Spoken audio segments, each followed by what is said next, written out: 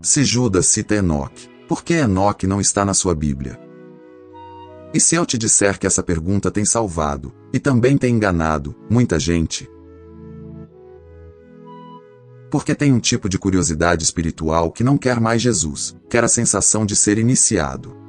Quer um atalho, quer um livro secreto para se sentir acima dos outros. Mas Judas não escreve para alimentar sua curiosidade. Judas escreve como sentinela em guerra. E aqui está o mistério que a gente vai resolver hoje, com a Bíblia aberta e o coração acordado. Como um texto fora do cânon pode ser citado dentro de uma carta inspirada, sem virar escritura. E mais, por que essa citação não enfraquece a palavra, ela fortalece. Em Judas 1,3, ele já crava: fazer todo esforço para escrever-lhes a respeito da salvação que compartilhamos. Senti que era necessário escrever-lhes insistindo que batalhassem pela fé uma vez por todas confiada aos santos. Percebe? Não é um clube de segredos. É uma batalha.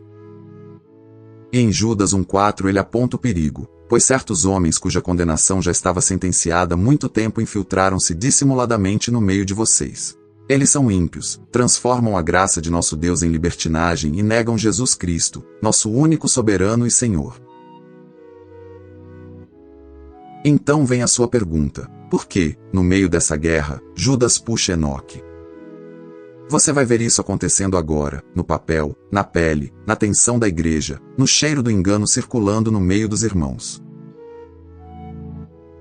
O pergaminho está aberto. A tinta ainda parece úmida em algumas letras, e Judas segura o estilete como quem segura uma lâmina. O pulso dele não treme por fraqueza, treme por urgência. Ele respira curto. A mente dele não está ocupada com teorias, mas com rostos. Rostos de irmãos simples, gente que trabalha com as mãos, que ora com a voz baixa, que ama Jesus com sinceridade, e que agora está cercada por homens que sorriem com a boca e apodrecem por dentro. Judas encosta a ponta do estilete e escreve, Judas 1,3. Ele não queria escrever essa carta. Ele queria falar da salvação compartilhada. Ele queria celebrar. Mas ele sente algo como uma mão apertando o peito por dentro. Necessário. Ele escreve, senti que era necessário. Necessário como gritar fogo, quando a casa começa a cheirar a fumaça. E ele pensa, enquanto escreve, se eu ficar calado, eles vão chamar de graça aquilo que é desculpa. Vão chamar de liberdade aquilo que é corrente. A lembrança volta como um soco, homens entrando dissimuladamente. Judas 1,4. Ele vê a cena acontecendo nas igrejas. O encontro começa. Um irmão ora. Uma irmã canta. E lá no meio, sentado com postura de piedade, tem alguém que fala bonito, que cita palavras altas, que se apresenta como profundo. Ele aperta as mãos na hora da oração, mas os olhos dele varrem o ambiente como quem procura brechas. Quando chega a hora do ensino, ele não confronta Jesus frontalmente. Ele faz pior, ele mexe na graça. Ele fala suave, Deus entende. Deus sabe que você tem necessidades. Deus quer que você seja feliz. E Judas ouve isso como se ouvisse metal raspando em osso. Porque por trás dessas frases existe uma tradução diabólica. Você pode pecar sem consequência. Judas escreve com mais força. A ponta arranha o pergaminho. Transformam a graça em libertinagem. Judas 1,4. E ele sente raiva. Sente. Mas é raiva com lágrimas escondidas. Porque ele sabe o fim disso. Gente se ferindo, casamento se quebrando, consciência se calando, igreja virando palco, e Cristo sendo negado sem que ninguém perceba. Ele ergue o olhar, como se encarasse os falsos mestres através do tempo. Negam Jesus Cristo, nosso único soberano e Senhor. Judas 1,4. E a pergunta que arde dentro dele é simples: como alguém pode falar de graça e ao mesmo tempo expulsar Jesus do trono? Os dias passam, e as notícias chegam como flechas. Judas ouve relatos, eles dizem que tem sonhos. E ele sabe, sempre começa assim. Uma revelação extra, uma visão, uma coisa que ninguém sabe. Ele escreve Judas 1:8. Da mesma forma, esses sonhadores contaminam o próprio corpo, rejeitam autoridades e difamam os seres celestiais. Quando ele escreve contaminam o próprio corpo, ele quase sente o gosto amargo de algo estragado. Não é só ideia errada, é desejo doentio. E quando escreve rejeitam autoridades, o rosto dele endurece. Porque quem rejeita a autoridade, cedo ou tarde vai rejeitar a autoridade de Cristo. Eles dizem, ninguém manda em mim. Mas não é coragem. É rebelião com roupa de espiritualidade. Judas encosta o estilete de novo. Ele pensa, eu preciso mostrar que isso não é novo. Eu preciso puxar as memórias do povo de Deus. Eu preciso acordar o temor. E então, séculos antes de qualquer discussão sobre livros, sobre citações, sobre textos antigos, tem um padrão que Deus já expõe na história. Porque antes de alguém tentar usar graça como desculpa, já existe gente tentando usar religião como máscara. E quando a máscara cai, o que aparece é julgamento. Muito antes da tinta de Judas secar, a areia do deserto gruda no suor de um povo teimoso. Em Números 14, o povo de Israel não está em dúvida sobre o poder de Deus, eles viram o mar abrir. O problema é outro, eles estão em dúvida sobre o caráter de Deus. Eles dizem com a boca, ele nos trouxe aqui para morrer. E o murmúrio se espalha como doença. Você quase escuta o som, voz sobre voz, repetindo medo, repetindo acusação, repetindo cinismo. Moisés sente isso no corpo. Ele sente o peso da liderança como se alguém colocasse uma pedra enorme em cima dos ombros. Os olhos dele encontram os de Josué e Calebe. Eles não estão animados por ingenuidade. Eles estão feridos por ver o povo insultando Deus vivo. E ali, no meio do barulho, Deus fala. Números 14. Deus declara julgamento sobre a incredulidade. Não é um Deus fraco reagindo por irritação. É um Deus santo respondendo ao desprezo. E o povo sente o chão sumir. Sabe o que é assustador? Eles não se tornam humildes de verdade. Eles ficam arrependidos do resultado, não do pecado. Eles dizem, pecamos. Mas no mesmo fôlego, eles tentam consertar do jeito deles, subir para a batalha sem a presença de Deus. Você sente a pressa deles, o desespero, a tentativa de comprar o amanhã com esforço humano. Moisés grita, não vão. E eles vão. E caem. O coração humano é assim, quando ele perde a reverência, ele vira refém de si mesmo. E Judas está vendo isso se repetir na igreja. Só que agora a arma não é um bezerro de ouro visível. É uma teologia que parece doce e apodrece por dentro. Judas volta a escrever, e as palavras dele têm cheiro de alerta. Ele quer que a igreja entenda, infiltração é real. Não é sempre um ataque com espada. Às vezes é um abraço com veneno. E então ele decide pegar algo que aqueles falsos mestres conhecem. Algo que circula no imaginário, algo que tem autoridade cultural no meio judaico da época. Ele escolhe uma frase que eles reconhecem, e transforma em sentença. Ele escreve, Judas 1, 14 a 15. E agora, presta atenção, enquanto Judas escreve, ele não está canonizando um livro inteiro. Ele está cravando uma verdade como uma lança. Judas 1,14. Enoque, o sétimo depois de Adão, profetizou acerca deles. Vejam, o Senhor vem com milhares e milhares de seus santos. A mão de Judas aperta o estilete. Ele pensa, vocês gostam de falar de coisas altas? Então escutem isto, o Senhor vem. E quando ele escreve milhares e milhares, não é poesia vazia, é peso. É multidão. É inevitável. É um rei chegando. Judas 1,15. Para julgar a todos e convencer todos os ímpios de todos os atos de iniquidade que eles cometeram impiamente e de todas as palavras insolentes que os pecadores ímpios falaram contra ele. A palavra ímpio se repete como martelo. Não é para soar bonito, é para quebrar a ilusão. Judas está dizendo: vocês estão brincando com a graça? O Senhor vem. E aqui nasce a sua dúvida moderna. Mas se Judas cita Enoque, por que Enoque não está na Bíblia? Sente como essa pergunta pode ser usada de dois jeitos. De um lado, ela pode ser sede sincera. Do outro, pode ser o mesmo espírito dos infiltrados, criar confusão para escapar do arrependimento. E é aqui que a Escritura, em vez de ficar frágil, fica mais forte. Porque a Bíblia não tem medo de verdade.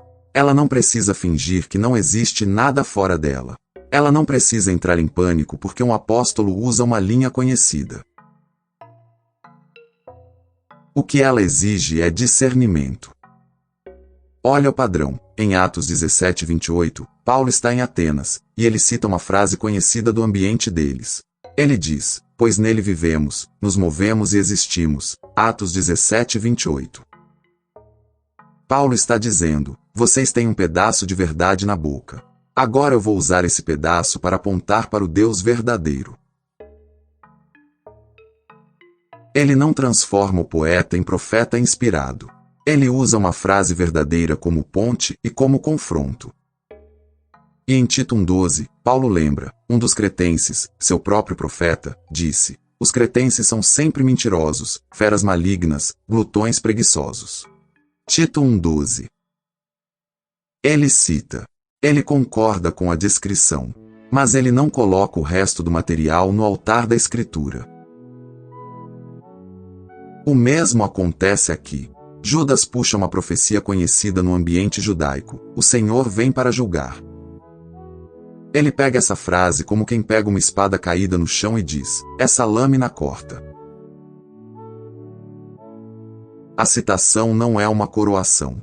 É um golpe. E aí você entende, o cânon não é uma coleção de livros interessantes.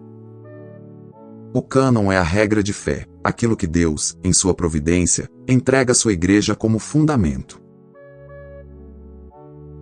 E por isso a igreja reconhece, ao longo do tempo, critérios que não são capricho humano: testemunho apostólico, coerência com a revelação de Deus, uso amplo entre o povo de Deus, e a marca espiritual que o Espírito Santo imprime no texto como palavra viva. E se alguém tenta te puxar para a paranoia, estão escondendo livros. Judas faz o contrário. Ele não termina alimentando a caça ao secreto. Ele termina te dando chão. Só que antes do chão, ele te faz olhar o perigo no olho. Porque o problema não é estudar contexto. O problema é trocar autoridade. E quando alguém troca autoridade, o coração escorrega. Foi assim no deserto. Foi assim com infiltrados. Foi assim com gente que usa sonhos para justificar desejos. E agora, deixa eu te levar para outra noite. Séculos depois de Israel murmurar no deserto, e décadas depois de Judas escrever, existe um homem que também enfrenta água, medo e autoridade. E nessa noite, a tentação não é um livro secreto. É uma confiança quebrando. Em Mateus 14, Jesus manda os discípulos entrarem no barco. O vento não pede licença. A água bate como tapa. O barco geme com madeira estalando. E os discípulos, homens acostumados com o mar, agora sentem o estômago afundar, porque tem um tipo de onda que não respeita experiência.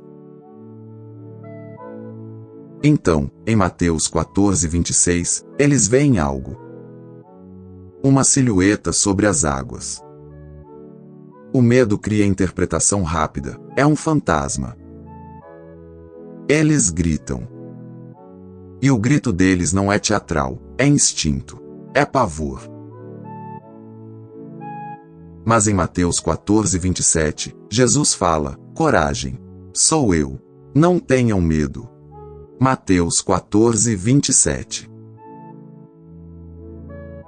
A voz atravessa o vento. E Pedro, Pedro, sente o coração bater na garganta. Ele quer uma prova. Ele quer algo que ele possa segurar. Ele quer, de certo modo, uma confirmação extra. Então em Mateus 14, 28 ele diz: Senhor, se és tu, manda-me ir ao teu encontro por sobre as águas. Mateus 14, 28.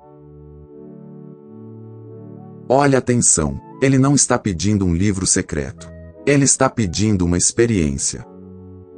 E Jesus responde curto, em Mateus 14, 29, venha. Mateus 14, 29. Uma palavra só, como uma chave. Pedro coloca a perna para fora. A água está ali, gelada, instável, e mesmo assim o pé não afunda. Ele sente a superfície firme debaixo do impossível. O vento uiva. O coração dele acelera. Ele dá outro passo. Ele está vivendo o que nenhum argumento entrega, Cristo presente, sustentando. Mas em Mateus 14:30, o texto diz: mas, quando reparou no vento, ficou com medo e, começando a afundar, gritou: Senhor, salva-me. Mateus 14:30. Reparou no vento. É aí que tudo vira. A fé não some por falta de informação. A fé some quando o olhar troca de lugar. Pedro não afunda porque Jesus deixa de ser poderoso. Pedro afunda porque o medo vira autoridade. E em Mateus 14:31, Jesus imediatamente estende a mão, segura Pedro, e diz: homem de pequena fé, por que você duvidou? Mateus 14:31. Jesus não faz um discurso longo. Ele faz um resgate. Agora junta as linhas. No deserto, o povo troca o olhar do Deus fiel pelo olhar do medo. Na carta de Judas, falsos mestres trocam a graça que transforma pela graça que desculpa. No mar, Pedro troca o olhar de Cristo pelo olhar do vento. Sempre a mesma guerra. Quem é a sua autoridade? E é por isso que a citação de Enoque, em Judas 1:14-15, não é convite para a caça ao oculto, é chamada para voltar o olhar para o juiz que vem e para o Salvador que sustenta. Porque se você usar Enoque para sentir arrepio, mas continuar negando o senhorio de Jesus, você virou o tipo de pessoa que Judas está denunciando. E se você usar Enoque para entender que Deus julga a iniquidade, e isso te empurra para Cristo, então você usou do jeito que Judas usa, como confronto e misericórdia. E agora, deixa eu te mostrar a âncora que impede esse assunto de virar loucura na sua mente.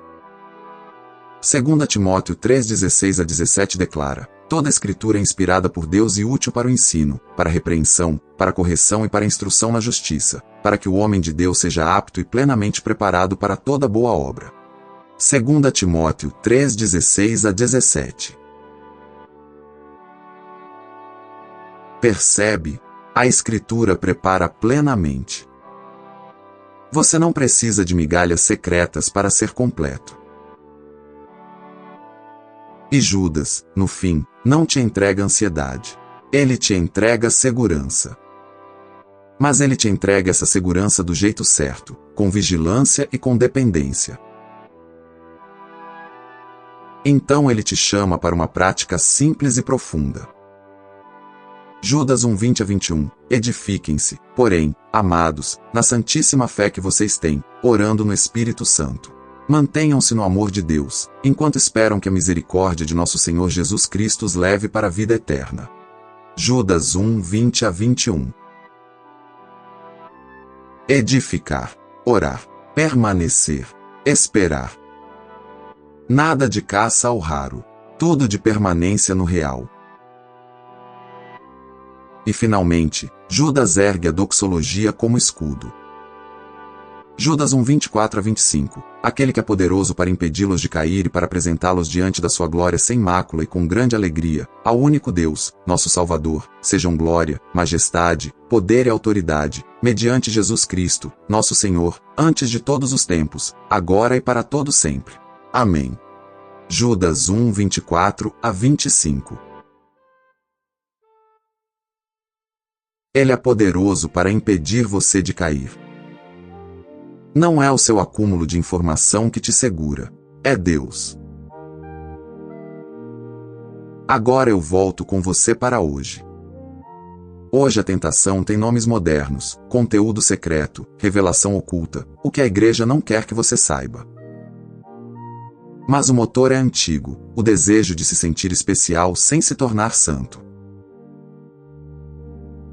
E isso é perigoso, porque o inimigo não se importa se você está cheio de curiosidade, ele se importa se você está vazio de Cristo. Em João 10:10, Jesus diz: "O ladrão vem apenas para roubar, matar e destruir. Eu vim para que tenham vida e a tenham plenamente." João 10:10. O ladrão ama a distração. Jesus ama a vida plena. Então aqui vai a bússola que eu prometi, para você andar em paz. Se você for estudar Enoque, estude como história e contexto, não como autoridade acima da Escritura. Pergunte sempre: isso me leva à santidade, à humildade, ao amor por Cristo, ou me leva à arrogância, ao fascínio pelo sombrio, à necessidade de me sentir superior? E quando alguém usar mistério para te empurrar para a libertinagem, para desprezo da igreja, para a negação do senhorio de Jesus, lembre de Judas 1:4. Infiltraram-se dissimuladamente, transformam a graça em libertinagem. Judas 1:4. Veredito espiritual: Deus não te chama para ser iniciado, Ele te chama para ser guardado. Você não é salvo por informação rara. Você é sustentado por um Salvador vivo. O espelho: talvez você esteja no meio de ventos fortes, como Pedro, e a sua mente está buscando algo a mais para sentir segurança. Mas Jesus não te dá um mapa secreto. Ele te dá uma mão estendida. Talvez você esteja cercado por vozes que dizem: Deus entende, então tanto faz. E Judas te sacode e diz: batalhe pela fé. Judas 1:3. Porque graça verdadeira não te dá desculpa para pecar, graça verdadeira te dá poder para permanecer. O convite: onde você está, sem performance, responde ao Senhor agora. Senhor Jesus, eu confesso que meu coração se distrai fácil. Eu confesso que às vezes eu procuro o vento, e não o teu rosto. Guarda-me de cair. Como está escrito em Judas 1:24, tu és poderoso para me impedir de cair. Eu rejeito toda a curiosidade que me afasta da santidade. Eu rejeito toda voz que transforma tua graça em libertinagem. Eu me rendo ao teu senhorio. Segura minha mão no meio das águas. E edifica minha vida na tua palavra, porque ela é suficiente, viva e verdadeira. Em teu nome, Jesus. Amém. Se essa palavra te alinhou por dentro, escreve nos comentários: Ele me guarda. E compartilha com alguém que está sendo puxado para a ansiedade do segredo, quando que ele precisa da presença de Cristo e da firmeza da Escritura.